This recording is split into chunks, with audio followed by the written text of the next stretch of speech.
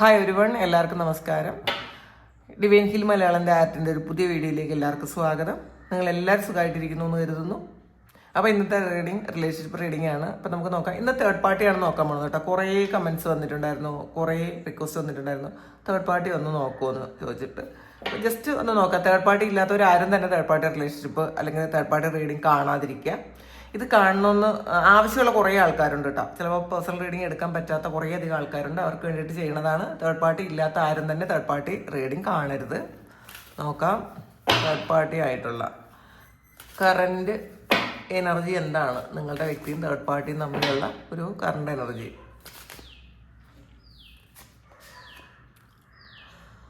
ഒരു ജഡ്ജ്മെന്റ് വരുന്ന ഒരു സമയമാണ് ഇവർ തമ്മിൽ. ചിലപ്പോൾ ഒരു കർമ്മയൊക്കെ തീർന്ന ഒരു സമയമായിരിക്കാം. നമ്മൾ ഓരോ വ്യക്തികളും നമ്മളുടെ ജീവിതത്തിൽ വരുന്നത് കർമ്മയുള്ളവരാണ് കൂടുതലും നമ്മളെ ഇൻഫ്ലുവൻസ് ചെയ്യുന്നത്.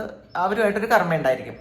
അത് നിങ്ങൾക്കും ഉണ്ടായിരിക്കും, നിങ്ങളുടെ വ്യക്തിക്കും ഉണ്ടായിരിക്കും. കാരണം ഈ കർമ്മയുള്ള ആൾക്കാരാണ് നമ്മളെ ഒരുപാട് പാഠങ്ങൾ പഠിപ്പിക്കുന്നത്, നമ്മളെ വേദനിപ്പിക്കുന്നത്.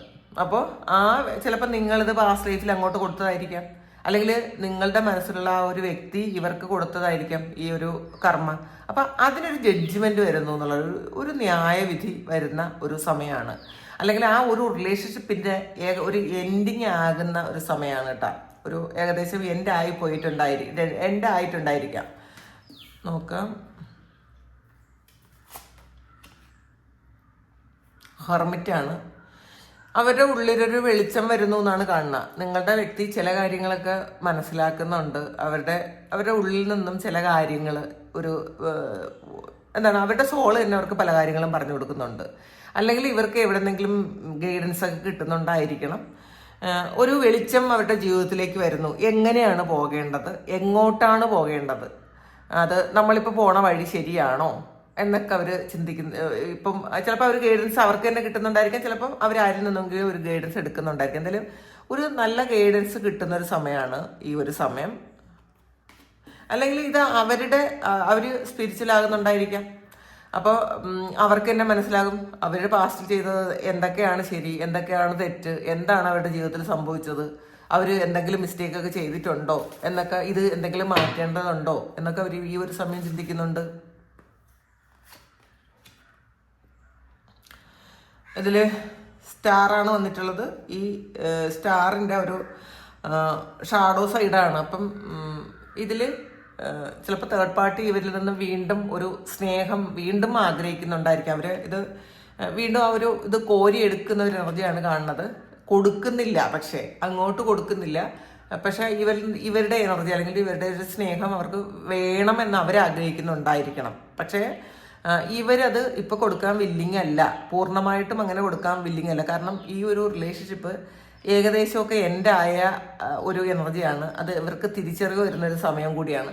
പിന്നെ എല്ലാ തേർഡ് പാർട്ടി സിറ്റുവേഷനും ഇങ്ങനെ ആയിരിക്കണം എന്നില്ല. ഇപ്പം ചിലപ്പോൾ എപ്പോഴെങ്കിലും ഒരു റീഡിങ് ഇടുമ്പോൾ അതിൽ അവർ നല്ല രീതിയിലാണെന്ന് പറയുമ്പം അന്ന് ഇങ്ങനെയല്ലേ പറഞ്ഞതെന്ന് ചോദിക്കരുത്. കാരണം നമ്മൾ ഇപ്പം കാണുന്ന എനർജി ചിലപ്പം എല്ലാവർക്കും ഇത് കണക്റ്റഡ് ആയിട്ടില്ല എങ്കിലും ചില ആൾക്കാർക്കൊക്കെ ഇത് കണക്ഷൻ ഉണ്ട്. ഇത് ശരിയായിരിക്കും, അവർക്ക് അവരുടെ ജീവിതത്തിൽ ഇതായിരിക്കും നടക്കാൻ പോണത്.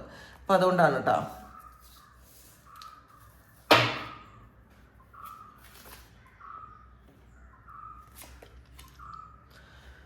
ഫൈവ് ഓഫ് സോഡ്സിൻ്റെ എനർജിയാണ്. ഇതിലൊരു ചീറ്റിംഗ് സംഭവിച്ചു എന്നുള്ളതാണ്. ചിലപ്പോൾ ഈ തേർഡ് പാർട്ടി ഒരു ചീറ്റ് ചെയ്തിട്ടുണ്ടായിരിക്കാം, അല്ലെങ്കിൽ ഈ വ്യക്തി തേർഡ് പാർട്ടി ചീറ്റ് ചെയ്തിട്ടുണ്ടായിരിക്കാം. എന്തായാലും അവർ തമ്മിലുള്ളൊരു ബന്ധത്തിന് ഒരു ചീറ്റിംഗ് നടന്നു എന്നുള്ളതാണ്. ഇപ്പം ഒരു അസ്വാരസ്യമാണുള്ളത്. പൂർണ്ണമായും സാറ്റിസ്ഫൈഡ് അല്ല ഇവർ തമ്മിൽ ഉള്ള റിലേഷൻഷിപ്പിൽ. കാരണം ഒരു ചതി നടന്നു, അല്ലെങ്കിൽ ഇവർ തമ്മിൽ ഇപ്പം അത്രയും അങ്ങോട്ട് മാനസികമായ ഒരു അടുപ്പം സൂക്ഷിക്കാൻ പറ്റുന്നില്ല എന്നുള്ളതാണ്. അപ്പം പരസ്പരം രണ്ട് ദിശയിലേക്ക് മാറിപ്പോയ ഒരു എനർജിയാണ്. അപ്പം രണ്ടുപേർക്കും ജയിക്കണം എന്നുള്ളൊരു ചിന്ത ഉണ്ടായിരിക്കും. ഈഗോ ഒക്കെ വർക്ക് ചെയ്യുന്നുണ്ടായിരിക്കാം ഇപ്പോൾ.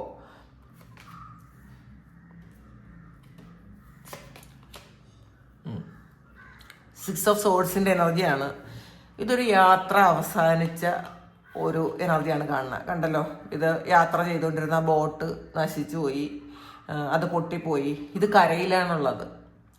അപ്പോൾ ഇവർ തമ്മിലുള്ള ഒരു യാത്ര എൻ്റെ ആയി എന്നുള്ളതാണ് കാണുന്നത് കേട്ടോ. എൻ്റെ ആകാനുള്ള സമയമായി. അതാണ് ആദ്യം തന്നെ ഒരു ജഡ്ജ്മെൻ്റ് വന്നത്. കാരണം എല്ലാ ബന്ധങ്ങളും അങ്ങനെയാണ്, അത് മനസ്സിലാക്കുക. നമുക്ക് ഈ പ്രത്യേകിച്ചും ഇങ്ങനെയുള്ള ബന്ധങ്ങൾ നമ്മുടെ ഫാമിലി ആയിട്ടുള്ള ബന്ധമാണ് കൂടുതലും സ്റ്റേബിളായിട്ട് നിലനിൽക്കുന്നത്. അത് കാരണം നമ്മൾ ബ്ലഡ് റിലേഷൻ ഉണ്ട്, നമ്മളുടെ കുട്ടികൾ, പിന്നെ ആ ഒരു ബന്ധം ആണ് എപ്പോഴും ശരിക്കും സ്ട്രോങ് ആയിട്ട് നിലനിൽക്കുന്നത്. അങ്ങനെ അല്ലാത്ത ചില ബന്ധങ്ങളാണെന്നുണ്ടെങ്കിൽ, ഈ തേർഡ് പാർട്ടി എന്ന് പറയുന്നത് അങ്ങനെ അല്ലാത്തൊരു ബന്ധമാണ് എന്നുണ്ടെങ്കിൽ ഇത് ആർക്കും അങ്ങനെയാണ് കേട്ടോ.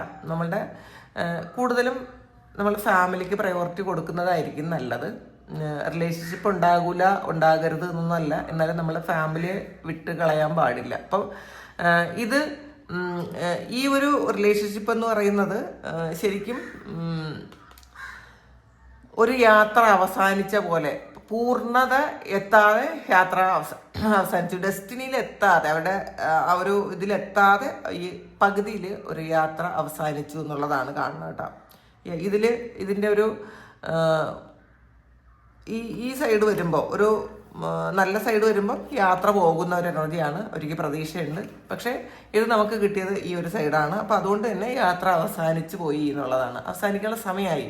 അപ്പം എല്ലാ ബന്ധങ്ങളും നിങ്ങളിപ്പോൾ ഇത്രയും സ്ട്രെസ്ഫുൾ ആയിട്ടിരിക്കുന്ന ആ ഒരവസ്ഥ, അത് ഏത് ബന്ധത്തിലായാലും അത് നമ്മൾ ഇൻഡിപെൻഡൻ്റ് ആയിട്ട് നിന്നില്ല എന്നുണ്ടെങ്കിൽ നമ്മൾ കൂടുതൽ ഡിപ്പെൻഡൻ്റ് ആകുമോ ആ ഒരു ബന്ധത്തിൽ ഭയങ്കര പ്രശ്നങ്ങളുണ്ടാകും. അത് ഇപ്പോൾ ഹസ്ബൻഡ് വൈഫായാലും കുട്ടികളുമായിട്ടുള്ള ബന്ധമായാലും ഒരു പ്രണയമായാലും നമ്മളായിട്ട് നിന്നില്ല എന്നുണ്ടെങ്കിൽ, നമ്മൾ എപ്പോഴും മറ്റൊരാളിനെ ആശ്രയിച്ചാണ് ജീവിക്കുന്നതെന്നുണ്ടെങ്കിൽ ആ ഒരു ബന്ധത്തിൽ മടുപ്പ് വരും, പ്രശ്നങ്ങളുണ്ടാകും.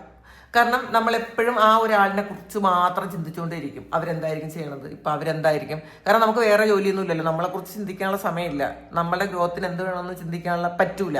അപ്പോൾ അങ്ങനെയുള്ള ബന്ധങ്ങൾ എപ്പോഴും നമ്മൾ ഇൻഡിപെൻഡൻ്റ് ആയിട്ട് നിൽക്കാത്ത ബന്ധങ്ങൾ എപ്പോഴും കുറച്ച് കാലം കഴിയുമ്പം അത് സ്റ്റോപ്പായി പോകും. കാരണം അത് നമ്മളെ സോൾ തന്നെ സ്റ്റോപ്പാക്കും. കാരണം നമ്മൾ ഈ ഒരു വ്യക്തി ഉണ്ടെങ്കിൽ നമുക്ക് ഗ്രോത്ത് ഉണ്ടാവില്ല, അതുകൊണ്ടാണ്. അപ്പോൾ ഈ ഒരു യാത്ര അവസാനിച്ച പോലത്തെ ഒരു എനർജിയാണ് കാണുന്നത്. ഇതിലും ഫുൾ കാർഡിൻ്റെ ഒരു ഷാഡോ സൈഡാണ് വന്നിട്ടുള്ളത്. അപ്പോൾ ഇവര് ഒരു പേടിച്ച് ഭയപ്പെട്ട് ഓടുന്ന ഒരു എനർജിയാണ് ഇതിൻ്റെ ഒരു നെഗറ്റീവ് സൈഡാണ്. കുറേ പ്രശ്നങ്ങളുണ്ട്, ആ പ്രശ്നങ്ങളിൽ നിന്ന് എങ്ങനെയെങ്കിലും ഓടി ഒളിക്കാമെന്ന് ചിന്തിക്കുന്നുണ്ട്. ഇനി ഈ യാത്ര ഒന്ന് അവസാനിച്ചാൽ മതി എന്നുള്ളതാണ്. ഫുൾ കാർഡ് എന്ന് പറയുന്നത് നമുക്കൊരു യാത്ര തുടങ്ങുന്ന ഒരു എനർജിയാണ്. ഒരു യാത്ര തുടങ്ങുന്നു, വളരെ കോൺഫിഡൻ്റ് ആയിട്ട് ഒരു യാത്ര തുടങ്ങുന്നു. പക്ഷെ ഈ ഷാഡോ വരുമ്പോൾ എന്താണ് സംഭവിക്കുന്നത്, ഇതിന്ന് എങ്ങനെയെങ്കിലും ഇവിടെ നിന്നൊന്ന് ഓടി രക്ഷപ്പെട്ടാൽ മതി എന്ന് മാത്രമാണ് അവർ ചിന്തിക്കുന്നത്. ഇതെങ്ങനെയെങ്കിലും എൻ്റെ ആയാൽ മതി, തുടങ്ങണ്ട, അത് എൻ്റെ ആയാൽ മതി എന്നാണ് ഇപ്പം അവർ ആലോചിക്കുന്നത്. 8 ഓഫ് കപ്പിൻ്റെ എനർജിയാണ്. ഈ ഒരാള് അവരുടെ ചില ഇഷ്ടങ്ങളൊക്കെ ഉപേക്ഷിച്ച് അവർ വേറൊരു സ്ഥലത്തേക്ക് പോകാം.